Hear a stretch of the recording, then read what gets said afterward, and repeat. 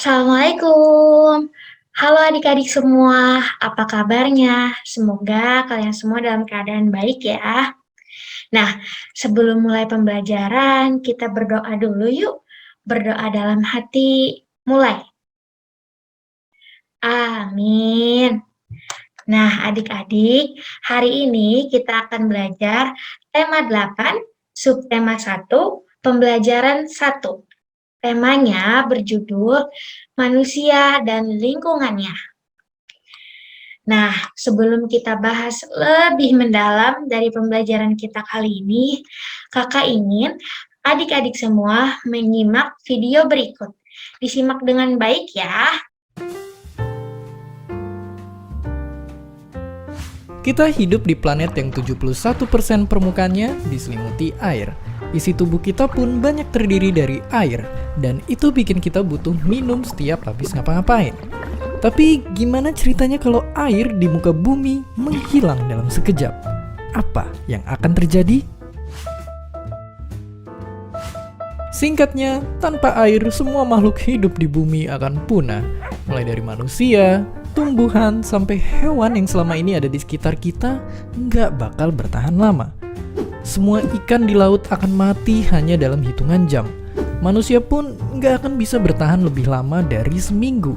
Terus kalau gitu, apa yang akan terjadi sama bumi tercinta kita? Pertama, bumi akan jadi sangat-sangat panas. Bayangin aja lautan kita itu nyimpen gas karbon dioksida terbesar. Kalau nggak ada air, semua gas ini bebas mengudara, terperangkap di atmosfer, dan muncullah efek rumah kaca yang bikin suhu permukaan bumi semakin dan semakin naik. Kalau udah begini, tinggal tunggu waktu aja sampai nasib bumi sama kayak planet Mars. Bumi nggak lagi indah dengan warna biru dan hijaunya, tapi jadi bola bundar berwarna coklat. Sungguh sangat mengerikan. Nggak cuma itu, tanpa air, bumi bakal jadi planet yang dipenuhi sama gunung-gunung tinggi. Lautan yang kosong jadi lembah yang berkilo-kilometer dalamnya. Belum lagi lempeng-lempeng tektonik yang bertabrakan dan menjulang ke atas karena nggak ada beban air laut yang menahannya. Gunung-gunung berapi pun mati karena nggak ada air yang jadi salah satu bahan utama terbentuknya magma. Jadi, kalau bumi tanpa air beneran terjadi, mungkin dataran rumah kita bakal jauh menjulang tinggi.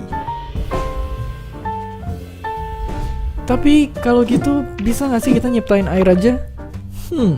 Secara teori hal ini sebenarnya bisa dilakuin. Tapi meskipun air cuma terdiri dari 2 elemen, ternyata proses pencampurannya luar biasa sulit. Satu-satunya cara untuk ngegabungin 2 elemen ini adalah dengan disulut api.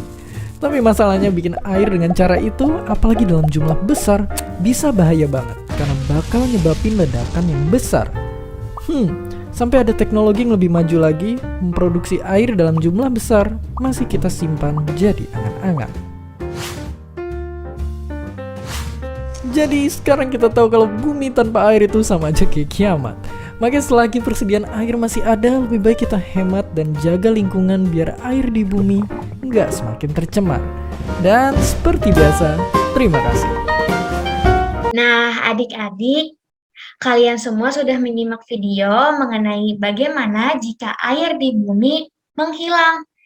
Jadi, kira-kira apa ya yang bisa kita simpulkan dari video tersebut? Bagaimana jika bumi tidak lagi memiliki air?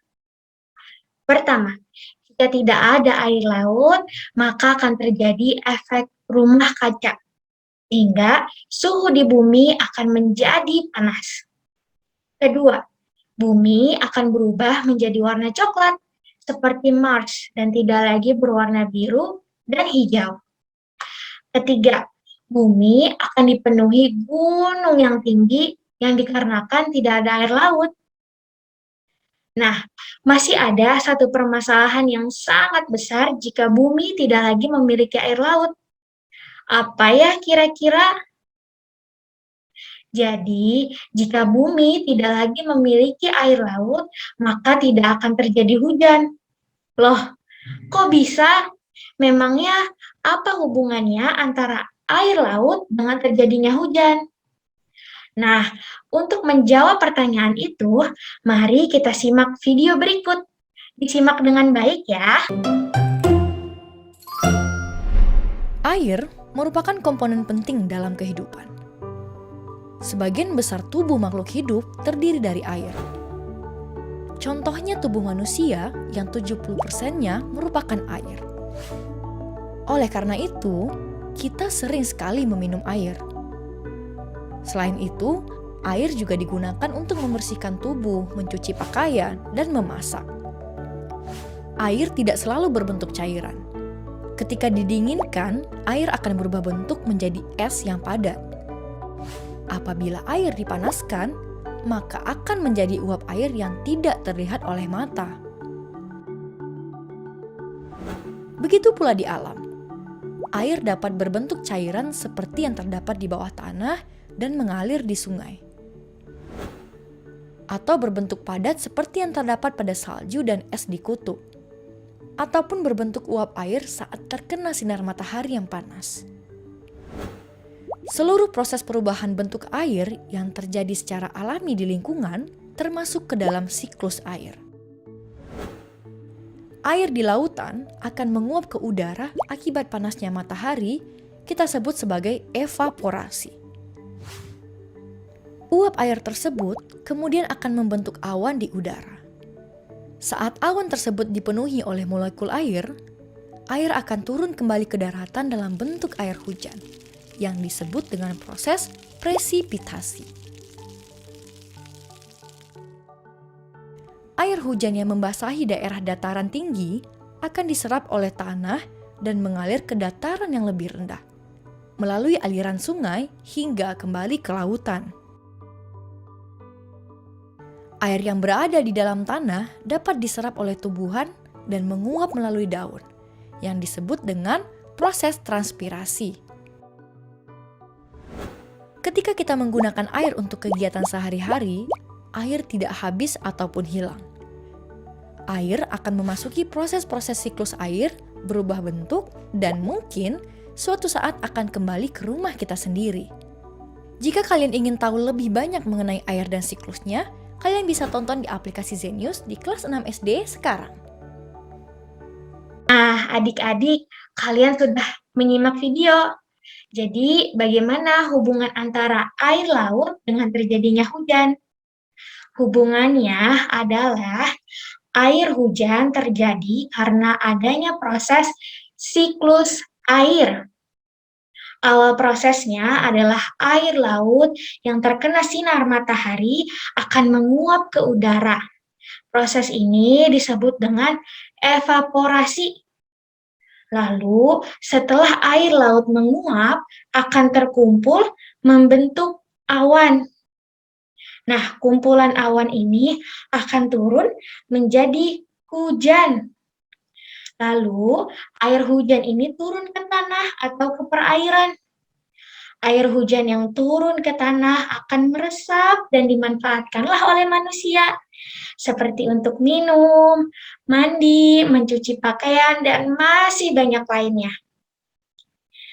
Setelah kita mempelajari siklus air, selanjutnya kita akan membahas air bersih dan air kotor. Adik-adik, kita sudah berdiskusi bahwa air itu banyak sekali manfaatnya.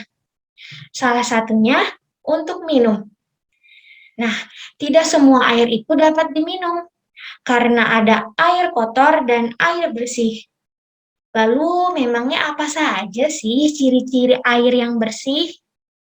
Pertama, tidak berwarna, memiliki rasa tawar, tidak berbau, dan suhunya normal. Nah, kakak punya pertanyaan nih. Bagaimana jika kalian terdampar dan tidak dapat menemukan air bersih, hanya ada air kotor? Apakah kalian akan langsung meminumnya?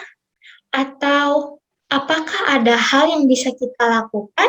Nah, adik-adik, saat kita terdampar dan hanya menemukan air kotor, sebelum kita memutuskan untuk meminumnya, kita bisa mengamati dulu air tersebut berdasarkan ciri-ciri air bersih, yaitu tidak berwarna, tidak berbau, dan suhunya normal. Jika air kotor yang kalian temui tersebut memenuhi ciri-ciri yang tadi kakak sebutkan, maka dapat dikatakan air tersebut baik untuk dikonsumsi. Tapi sebelum air dikonsumsi harus disaring terlebih dahulu. Nah, tugas hari ini kita akan membuat filter atau penyaring air. Bahan-bahan yang dibutuhkan diantaranya, boleh adik-adik tulis ya. Pertama, botol bekas. Kedua, cutter. Ketiga, kapas. Keempat, arang. Kelima, pasir. Keenam, batu. Dan yang ketujuh, air kotor. Untuk air kotor, adik-adik bisa mencampur antara air bersih dengan pasir lalu diaduk ya. Air kotor ini yang akan kita saring. Nah, untuk membuat penyaring airnya, kakak serahkan kepada adik-adik semua. Buat sesuai imajinasi kalian. Boleh buka YouTube untuk mencari referensi. Jika kesulitan, minta bantuan orang tua kalian ya. Nah, adik-adik, sebelum membuat penyaringnya, kalian perlu mengerjakan lembar kerja terlebih dahulu. Nah, kakak akan menjelaskan lembar kerjanya yang sudah kakak siapkan ya. Pertama yang perlu adik-adik lakukan, tulis nama lengkap dan kelas. Lalu yang kedua, tuliskan judul permasalahan. Seperti contohnya, penyaring air sederhana saat terdampar.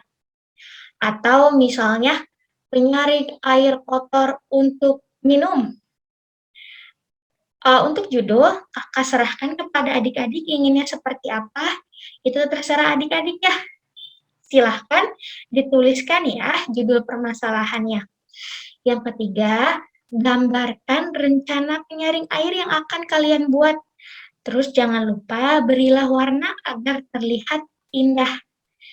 Nah, yang keempat, jawablah pertanyaan lain ya sesuai dengan perintah yang terdapat di dalam lembar kerja. Nah, adik-adik, pembelajaran hari ini cukup sampai di sini.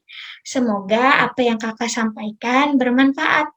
Jika kalian bingung, bisa kontak kakak melalui WhatsApp atau bisa juga melalui Facebook jika kalian punya ya. Sekian dari kakak, jaga kesehatan dan tetap semangat ya. Wassalamualaikum.